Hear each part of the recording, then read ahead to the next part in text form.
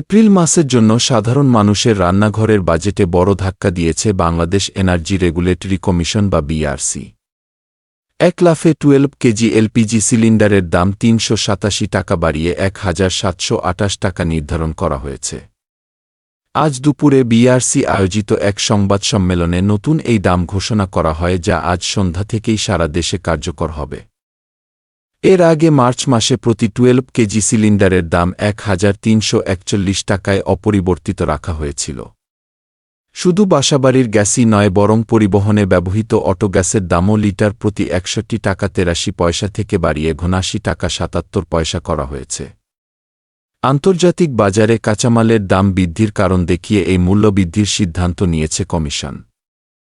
তবে সরকারি কোম্পানির 12.5 কেজি সিলিন্ডারের দাম আগের মতোই ৫৯১ টাকা অপরিবর্তিত থাকছে। বাজারের এই মধ্যমুখী দামে সাধারণ গ্রাহকদের মাঝে এখন চরম অস্বস্তি বিরাজ করছে। আমাদের চ্যানেলের ভিডিওটি লাইক করুন এবং পরবর্তী সব খবরের আপডেট পেতে সাবস্ক্রাইব করে পাশেই থাকুন। অবিরত সংবাদ পেতে আমাদের সাথেই থাকুন।